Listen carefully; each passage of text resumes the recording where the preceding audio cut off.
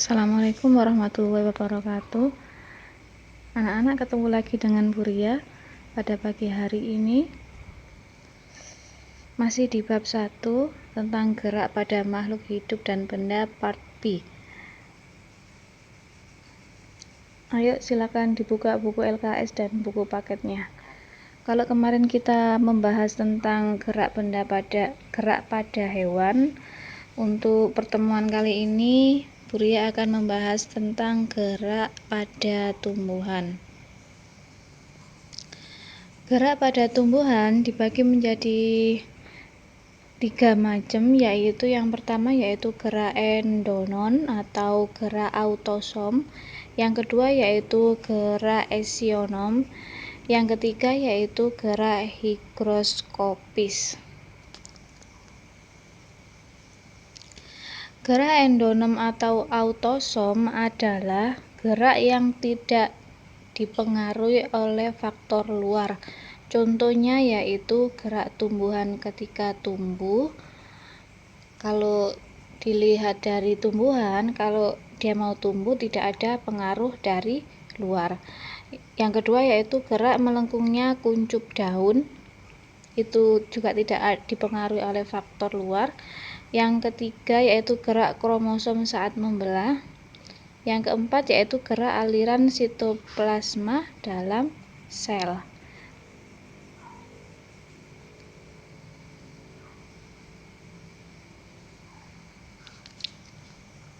Yang kedua yaitu gerak esionom. Gerak esionom yaitu gerak tumbuhan yang disebabkan oleh rangsangan dari luar.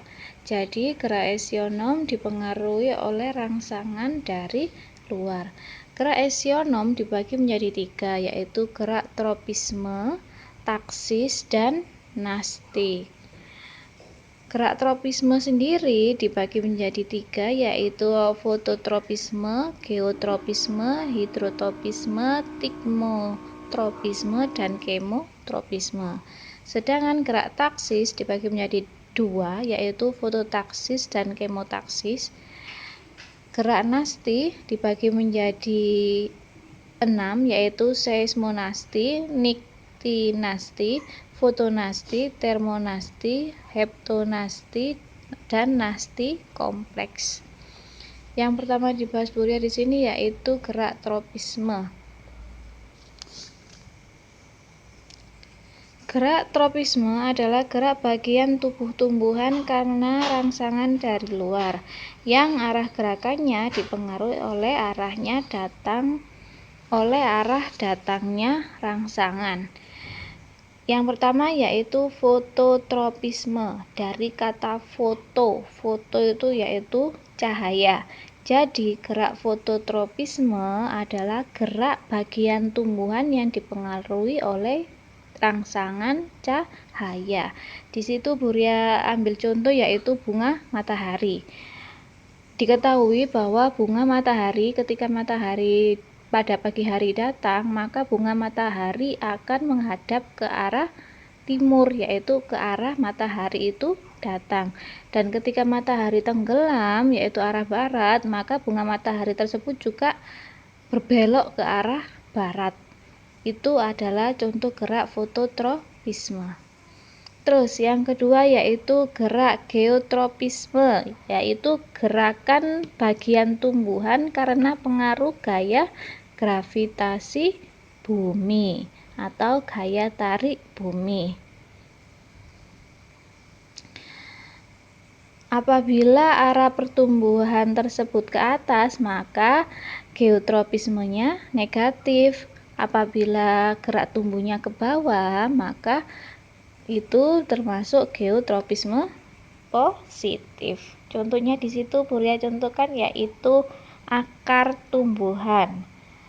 Akar tumbuhan selalu geraknya ke bawah. Nah, itu berarti terpengaruhi oleh gravitasi bumi, maka di situ disebut dengan geotropisme positif karena searah dengan gerak gaya gravitasi bumi. Terus Ketika tumbuhan itu tumbuhnya ke atas, itu disebut dengan geotropisme negatif karena berlawanan dengan arah gravitasi bumi. Terus yang ketiga yaitu heterotropisme. Heterotropisme adalah gerak bagian tumbuhan karena adanya rangsangan berupa air. Contoh di situ yaitu Buria contohkan akar tumbuhan. Jadi, kalau anak-anak menyiram tanaman di sebelah kiri, maka akar tumbuhan akan arahnya ke sebelah kiri. Tapi kalau menyiram tanaman dari arah sebelah kanan, maka akar tumbuhan itu akan berbelok ke kanan. Nah, jika arah geraknya akar itu searah dengan arah air, maka itu disebut dengan heterotropisme positif.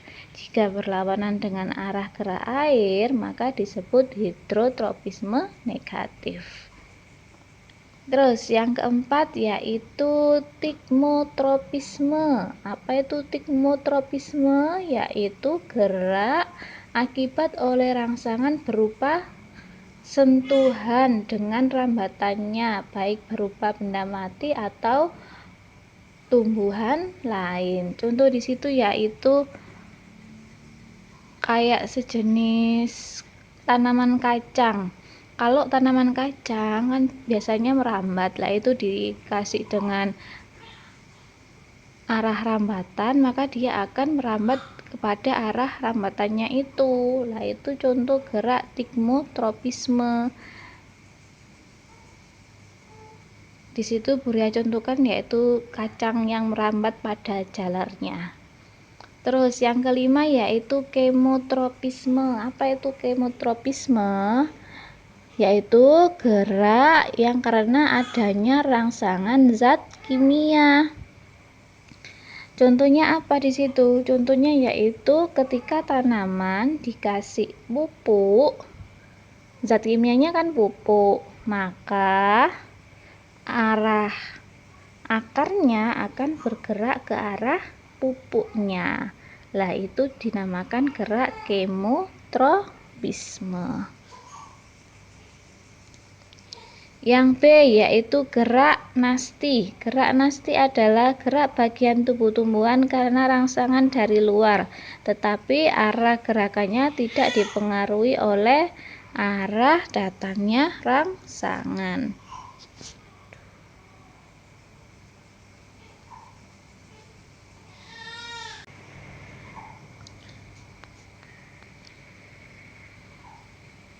Yang pertama yaitu gerak fotonasti. Fotonasti yaitu gerak yang disebabkan oleh rangsangan cahaya. Kalau tadi gerak tropisme itu rangsangannya menuju ke arah gerakannya menuju arah rangsangan, tapi kalau nasti gerakannya tidak menuju arah rangsangan. Seperti fotonasti dipengaruhi oleh gerak cahaya.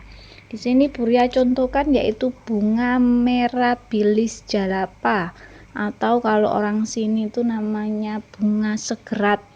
Bunga yang hanya mekar bunganya ketika pukul 4 sampai 6 sore. Itu bunga mirabilis jalapa. Jadi ketika cahaya matahari menjelang terbenam. Terus yang kedua yaitu termonasti. Termo itu suhu. Berarti gerak yang dipengaruhi oleh suhu. Contoh di sini yaitu Buria contohkan yaitu bunga tulip. Bunga tulip akan bermekaran jika suhunya rendah, yaitu suhunya turun. Itu Buria contohkan dengan bunga tulip. Terus yang ketiga yaitu seismonasti.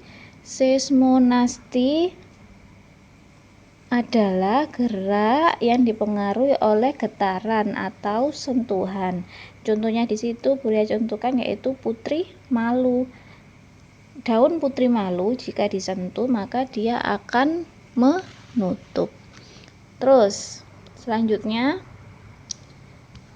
niktinasti. Niktinasti yaitu gerak yang disebabkan adanya rangsangan gelap akibat perubahan tekanan turgor. Gerak niktinasti dipengaruhi oleh gelap. Contohnya yaitu Buria contohkan di situ yaitu apa itu?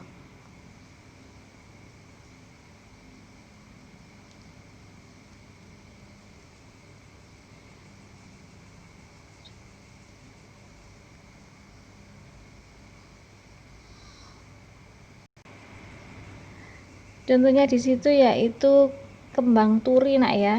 Kalau ibu sampean biasanya masak sayur itu bisa dipakai kembang turi lah, itu daunnya kalau sudah mau arah maghrib, arah gelap, cahaya mataharinya mau menghilang, biasanya daunnya akan menutup. Terus yang selanjutnya yaitu kemonasti. Kemonasti itu apa? Gerak nasti yang disebabkan oleh rangsangan zat kimia.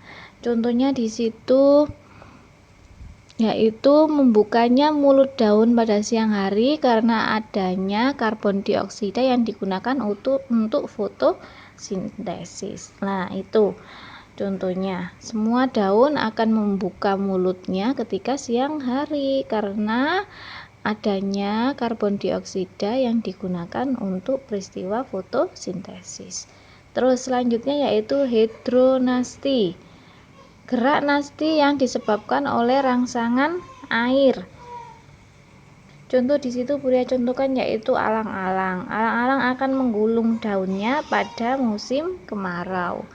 Terus yang terakhir yaitu nasti kompleks. Nasti kompleks yaitu gerak yang disebabkan karena rangsangan lebih dari satu macam. Gerakan pada tumbuhan karena beberapa faktor yaitu cahaya, suhu, zat kimia, dan air. Contoh di situ yaitu Buria contohkan gerak membuka dan menutupnya stomata karena pengaruh kadar air, cahaya, suhu, dan zat kimia.